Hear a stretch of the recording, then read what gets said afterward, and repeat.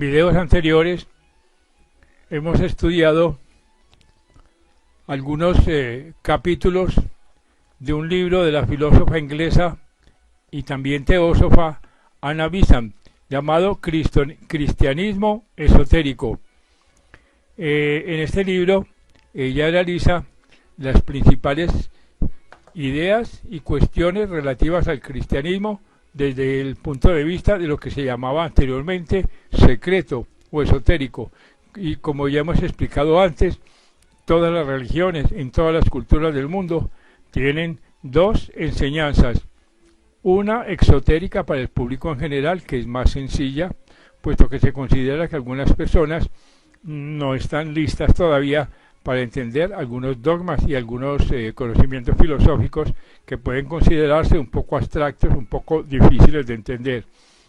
Pero otra, que era la esotérica, era para los iniciados, para los filósofos y sacerdotes que se suponía que podían profundizar un poco más en los dogmas y en la filosofía. En un video anterior estudiamos desde el punto de vista esotérico las verdades históricas de Jesucristo, y ahora vamos a estudiar un capítulo dedicado al mito de Cristo, al Cristo mítico. También debemos decir que la Sociedad Teosófica fue fundada por la señora y filósofa rusa Elena Blavatsky. Ella es autora de muchos libros, era una experta en religiones comparadas, era experta en símbolos, y su libro más importante es el de la doctrina secreta, donde ella da las claves para decodificar todos los libros sagrados o no sagrados que están encriptados, que son simbólicos. Pero volviendo a nuestro objetivo, veamos lo que dice la citada señora Anna Besant en relación al Cristo mítico. Dice: hemos visto en qué forma se han aplicado los estudios de la mitología comparada a la destrucción de las religiones.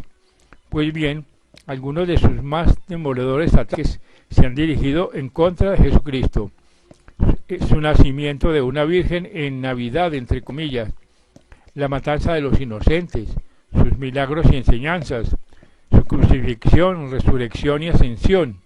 Acontecidos todos de la historia de su vida se hallan también consignados en las narraciones de otras vidas, y en su consecuencia se rechaza su existencia histórica por considerarse tales identidades como imposible. Por lo que hace a los milagros y las enseñanzas, constataremos en breves palabras: la mayor parte de los grandes maestros han realizado hechos que en el plano físico aparecen como milagros a los ojos de sus contemporáneos, pero que los ocultistas reconocen como fenómenos naturales, producidos mediante el ejercicio de poderes que desarrollan todos los iniciados que están por encima de cierto grado. Y por lo que respecta a las enseñanzas de Jesús, confirmamos que no son originales, pero cuando los profesores de mitología comparada creen haber probado que ninguna procede de inspiración divina, porque las mismas doctrinas morales salieron de los labios de otros instructores, de los labios de Buda y de los labios de Jesús, el argumento les da en el rostro, pues precisamente repitió Jesús las enseñanzas de sus predecesores, porque era un mensajero de la misma logia. Así que las profundas verdades del espíritu divino y humano eran tan ciertas 20.000 años antes de que Jesús naciera en Palestina como después de que nació. Y decir que el mundo estuvo abandonado sin estas enseñanzas y que el hombre fue entregado a las tinieblas morales desde el principio del mundo hasta hace apenas 20 siglos sería asegurar que hubo una humanidad sin maestros. Y continúa la señora Besant: hijos sin padre, almas humanas que clamaban por luz en una oscuridad que ninguna respuesta les daba, conceptos todos tan blasfemos de Dios como desesperantes para el hombre, conceptos a que dan mentis solemne las apariciones de sabios, tales así como la potente literatura y las nobles vidas de las edades sin cuento anteriores a la venida de Jesucristo. Así que, reconociendo pues en Jesús al gran maestro de Occidente, al mensajero enviado por la logia para dirigir el mundo occidental, vamos a examinar la dificultad que ha destruido esta creencia en el ánimo de mucha gente. ¿Cómo es que se encuentran en las religiones anteriores al cristianismo las festividades conmemorativas de la vida de Jesús? Pregunta la señora Bizán. ¿Y cómo se celebran aquellos idénticos acontecimientos aplicados a las vidas de otros maestros? Y continúa. La mitología comparada, que en los tiempos modernos ha encaminado la atención pública hacia estos asuntos, cuenta apenas un siglo de existencia, pues tuvo origen cuando aparecieron los libros La historia abreviada de los diversos cultos de Delaur y el origen de todos los cultos de Depois y el panteón indo de Moore y el Anacalipsis de Godfrey Higgins.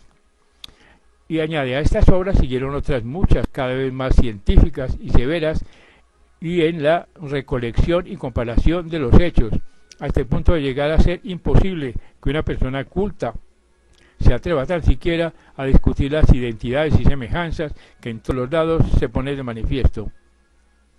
Así que ya no se encuentran cristianos dispuestos a sostener que los símbolos, ritos y ceremonias del cristianismo sean únicos, a excepción, ni hay que decirlo, de la gente ignorante, pues aún vemos la sencillez de las creencias mano a mano con la ignorancia de los hechos. Pero aparte de esta, no encontramos ni siquiera entre los cristianos más devotos quien niegue que el cristianismo tenga mucho de común con religiones más antiguas. Después de todo, es bien sabido que en los siglos, entre comillas, siguientes a Jesucristo, tales enseñanzas eran cosa corriente, no haciendo pues la moderna mitología comparada más que repetir con gran precisión lo que en la iglesia primitiva universalmente se reconocía. Justino Mártir, por ejemplo, adaptó sus obras de referencias a las religiones de su tiempo, y si cualquier moderno impugnador del cristianismo desease hacer numerosas citas de los casos en que las enseñanzas cristianas son idénticas a las religiones más antiguas, no encontraría seguramente depósito más abundante en ellas que los escritos de los apologistas del siglo II. Citan ellos enseñanzas, narraciones y símbolos paganos y alegan que la identidad que estos tienen los cristianos debería ser motivo bastante para que los últimos no fueran rechazados, desde luego, como increíbles. Justino Mártir da de esta semejanza una razón muy curiosa, que a la verdad se encontrarán muchos valedores en los tiempos modernos, y dice así: los que enseñan los mitos formados por los poetas no exponen prueba alguna a los jóvenes que los aprenden. Nosotros demostraremos que son debidos a la influencia de los demonios perversos, atentos a engañar y descarriar a la especie humana. Los estos de los anuncios de las profetas sobre la futura venida de Cristo y sobre el castigo de los malvados por fuego, crearon muchos hijos de Júpiter con la intención de despertar en los hombres la idea de que las cosas dichas de Cristo eran cuentos de maravillas, ni más ni menos que es que los poetas decían, entre comillas. Y los diablos, por cierto, cuando oyeron al profeta publicar la ilusión, indujeron a los que iban a los templos y les rendían culto con libaciones y holocaustos a que también se rociasen, y asimismo hacen que se laven por completo antes de marcharse. Y añaden las comillas, la cual, la cena del Señor, han imitado los malvados diablos en los misterios de Mitra, ordenando que se haga lo mismo. Y en cuanto a mí, cuando descubrí el perverso disfraz que los malos espíritus habían puesto en las divinas enseñanzas de los cristianos para impedir que otros los aceptasen, me eché a reír. Así pues, como se ve, las semejanzas eran tenidas por obra de los demonios, copias de los originales cristianos ampliamente difundidas por el mundo antes del cristianismo en previsión de su venida y con el fin de crearle obstáculos. Así, con cosa escabrosa es sin duda y difícil de aceptar eso de que las enseñanzas más antiguas sean copias y sus originales las aducidas en épocas relativamente modernas. Pero así y todo, no tratamos de discutir con Justino Mártir sobre si las copias precedieron al original o el original a las copias. Contentémonos con aceptar su testimonio respecto de la existencia de estas identidades entre las creencias que florecían en su tiempo en el Imperio Romano y la nueva religión que estaba comprometido a defender. Con la misma sencillez se explica Tertuliano al afrontar la objeción de que por aquel entonces se hacía también al cristianismo de que, comillas, las naciones extrañas a toda inteligencia de los poderes espirituales atribuían a sus ídolos inmersión en agua como igualmente eficaz. Así lo hacen, contesta con toda franqueza, pero ellos se engañan a sí mismos con aguas que son viudas. Así que la ablución es el medio por el cual son iniciados en algunos ritos sagrados de cierta Isis o Mitra conocidos, y a los dioses mismos honran con la ablución. En los juegos apolinarios y eleusinos son ellos bautizados, y supone que esto tiene por efecto regenerarlos y remitir las penas debidas a sus perjuicios, y al par que reconocemos la realidad del hecho, reconocemos también el celo del demonio en emular las cosas divinas, pues hace practicar el bautismo a los que están sujetos.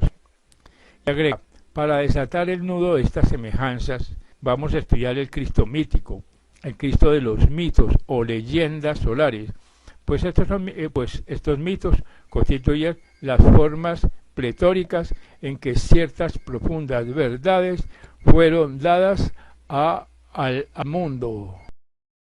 Y ahora, como ya dijimos anteriormente, vamos a seguir estudiando el Cristo mítico, como dice la señora Anna Besant. Dice, un mito no es lo que se imagina la mayor parte de la gente, esto es, una historia fantástica fundada en un hecho real y aún ajena por completo a toda realidad. En realidad un mito contiene bastante más realidad que una historia, pues una historia es solo una narración de sombras, mientras que un mito hace referencia a las sustancias que proyectan esas sombras. Como es arriba, así también es abajo. El primero es lo de arriba y lo de abajo después. Así que existen grados, principios, conforme a los cuales nuestro sistema está constituido. Existen ciertas leyes, los principios fundamentales de la metafísica, que regulan el desarrollo de estos principios en detalle. Existen grandes seres cuya constitución son los principios y sus funciones las leyes. Existen huestes de entidades inferiores que actúan como vehículos de estas funciones. Son pues agentes, instrumentos, y vienen por último los ejes humanos, que mezclados con todos ellos son copartícipes en el desenvolvimiento del gran drama cósmico.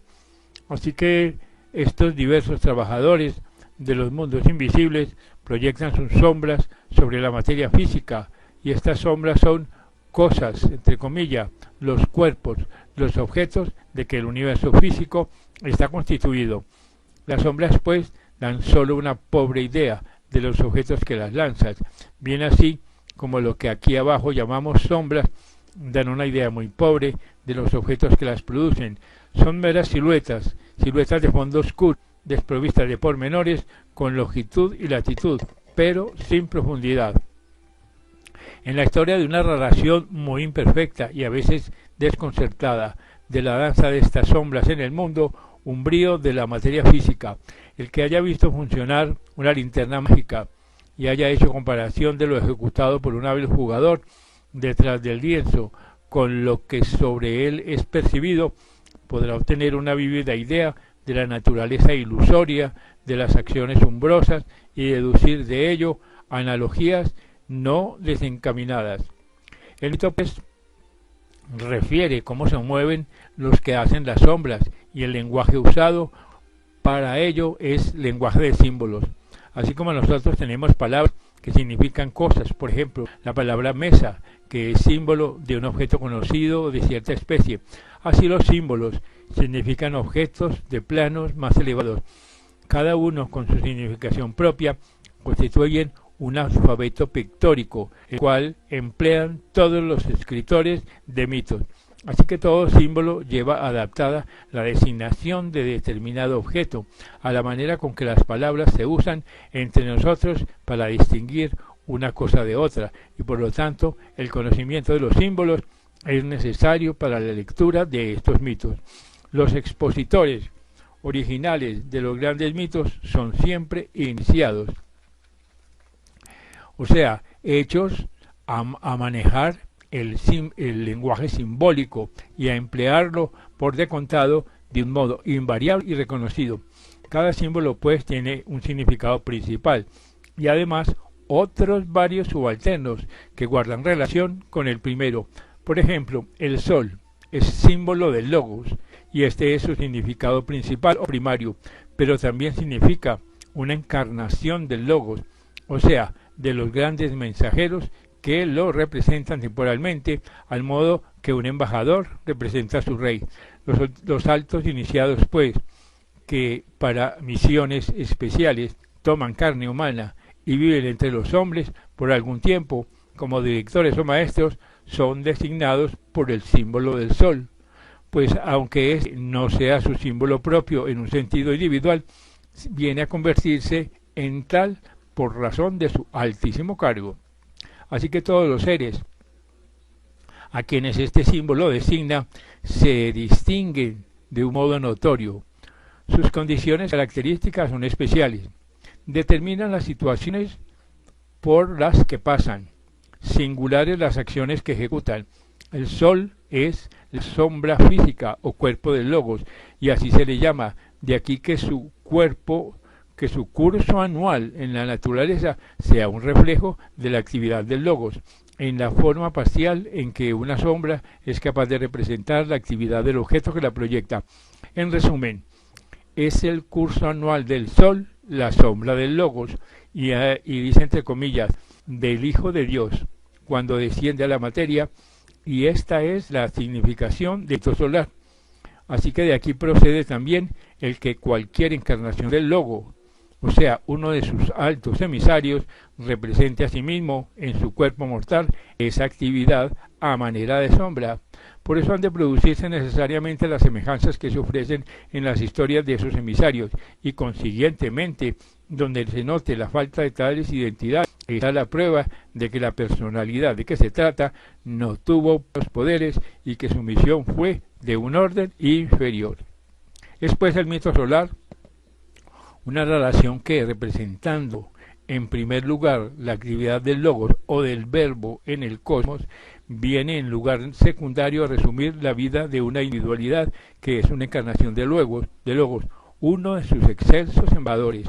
El héroe del mito es presentado comúnmente como un dios o semidios, y su vida, según se comprobará por lo que se va dicho, ha de ser trazada conforme a la carrera del sol, que es la sombra del logos.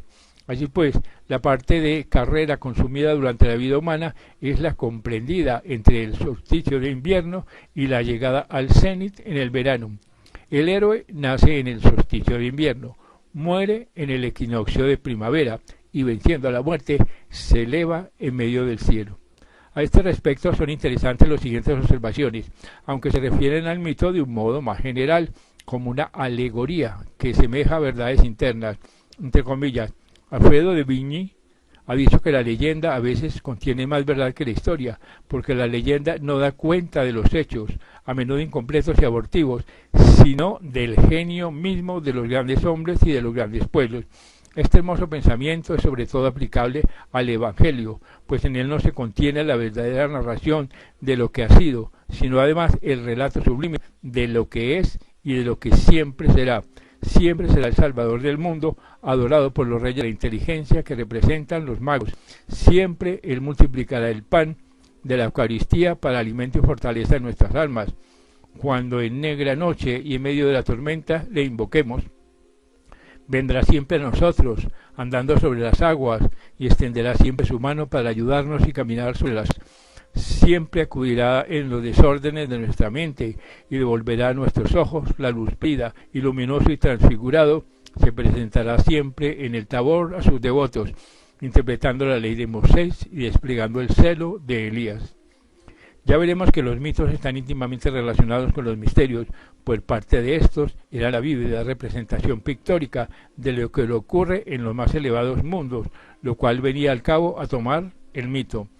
En el pseudo-misterios, las reproducciones pictóricas de los misterios verdaderos se representaban mutiladas en un drama, ejecutado por actores, y muchos de los mitos secundarios son estos mismos dramas puestos en escritura.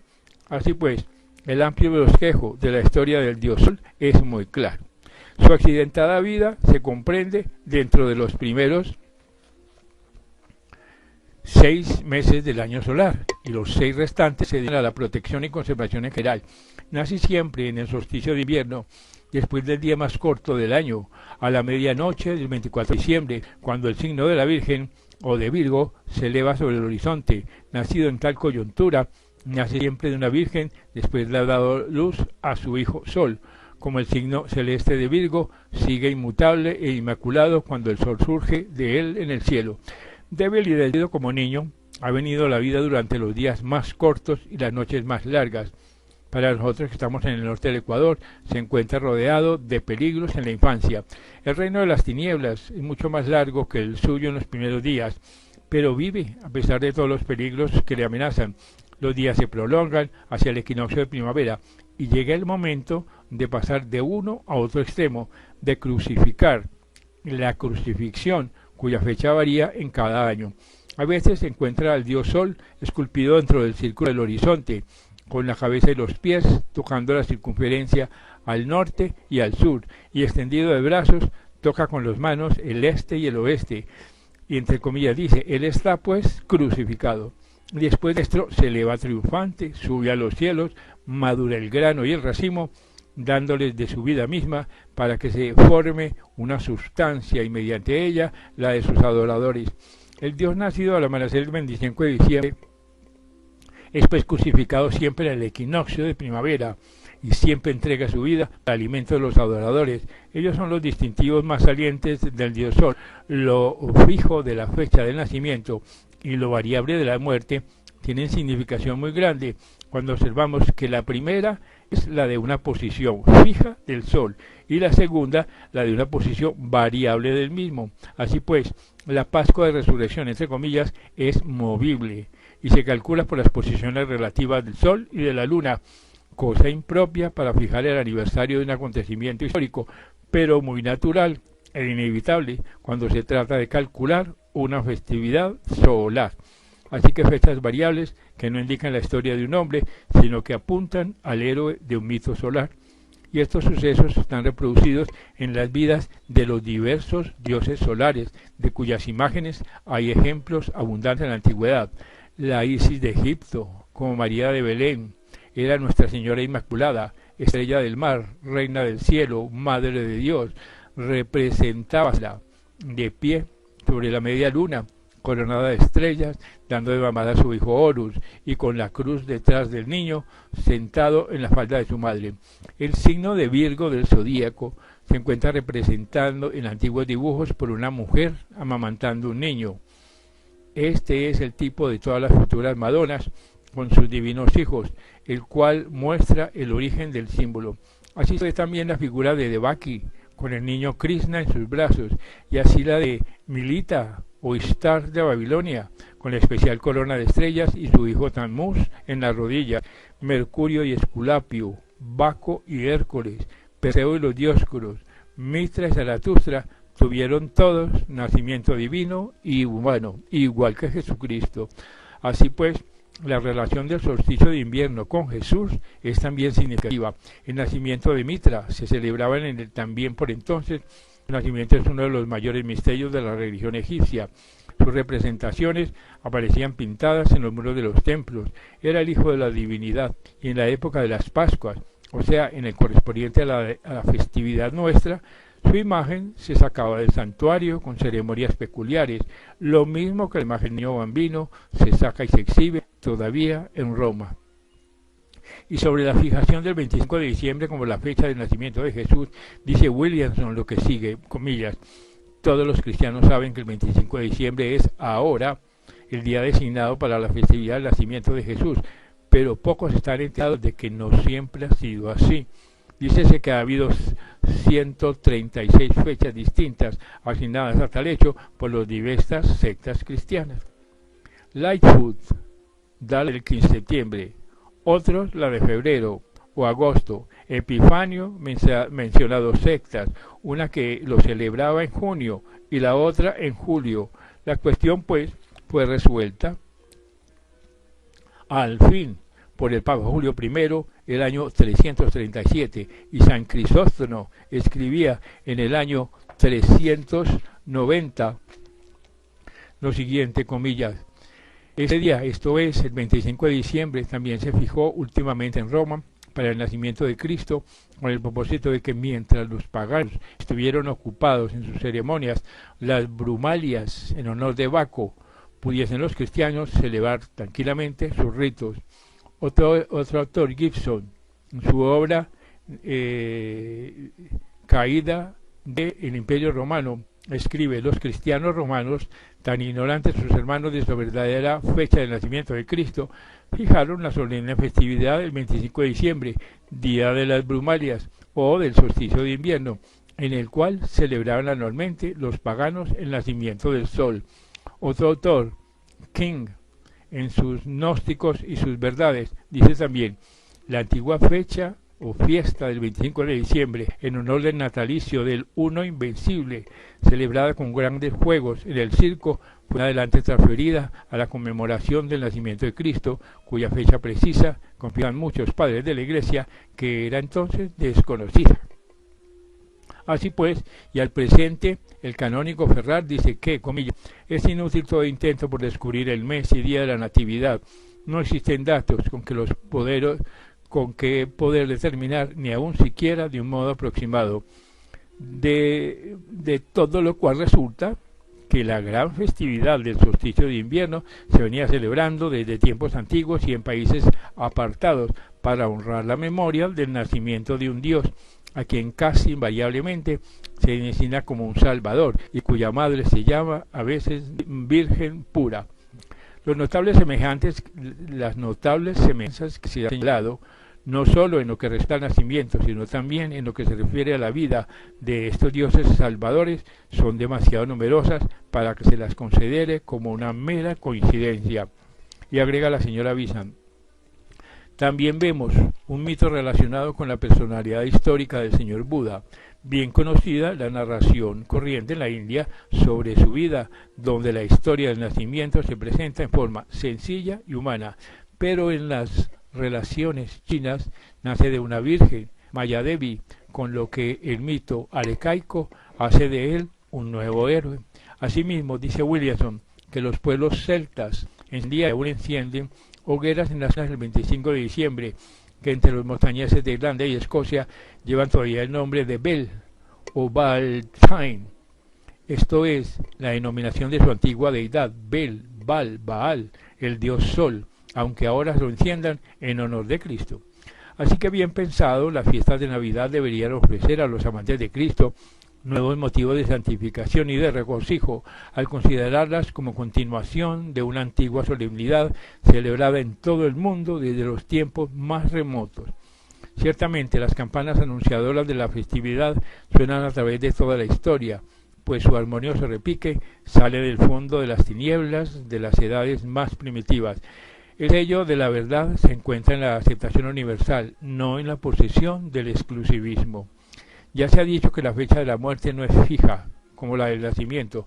La primera se calcula de conformidad con las posiciones relativas del Sol y de la Luna en el equinoccio de primavera, variando por tanto en cada año, y en tal relación debemos celebrarle la fecha de la muerte de todos los seres solares. El animal elegido por símbolo, el héroe, es el signo del zodíaco en que está el Sol en el equinoccio primaveral del año correspondiente, el cual varía con la precesión de los signos.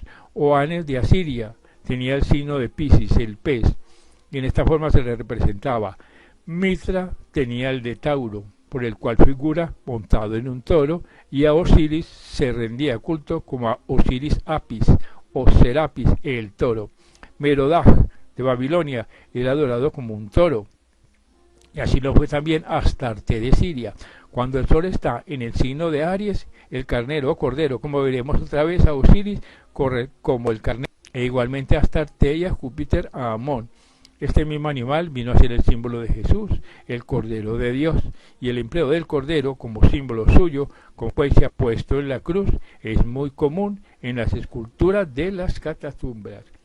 Sobre esto dice Williamson, comillas, andando el tiempo fue el Cordero representado en la cruz. Hasta que el sexto concilio de Constantinopla, celebrado hacia el año 680, ordenó que en lugar del antiguo símbolo se pusiese la figura de un hombre sobre la cruz. Confirmó este canon el Papa Adriano I y fue también aplicado a Jesús, el muy antiguo símbolo de Piscis, y así se le encuentra pintado en las catatumbas.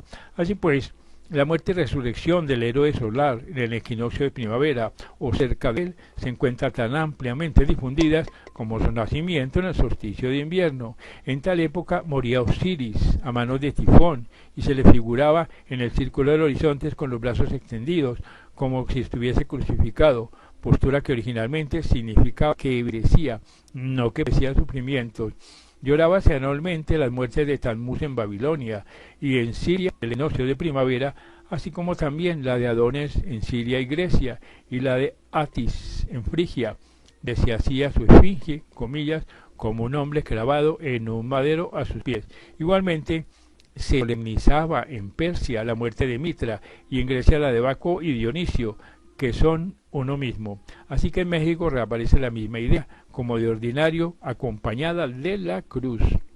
Así que en todos los casos, el duelo de la muerte sucedía inmediatamente a los regocijos de la resurrección, y a este propósito es interesante observar que el nombre Easter, o el nombre de Easter, que es el nombre inglés de la Pascua de Resurrección y que se pronuncia Easter, se remonta a la Virgen Madre del muerto Tammuz, o sea, Ishtar.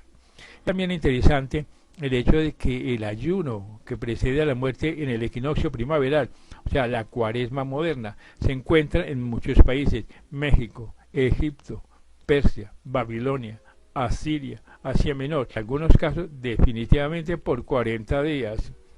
Así que en los pseudomisterios se ponía en drama la historia del dios Sol, y en los antiguos misterios del iniciado constituía su vida con ella. De aquí que los mitos, entre comillas, solares y los grandes hechos de la iniciación viniesen a quedar estrechamente enlazados. Por esto, cuando el Cristo Maestro llegó a ser el Cristo de los misterios, las leyendas de los héroes más antiguos de estos misterios se agruparon en torno suyo y de nuevo se aplicaron al último instructor divino las historias que como representantes del Logos en el Sol, se le correspondían. Entonces, el festival de su natalicio se fundó con la fecha inmemorial cuando el Sol nació de la Virgen, cuando a la medianoche las tinieblas del espacio se llenaron de regocijadas huestes de seres espirituales, y muy temprano nació el Cristo. Este pues es una narración más o menos completa del mito solar de Jesucristo.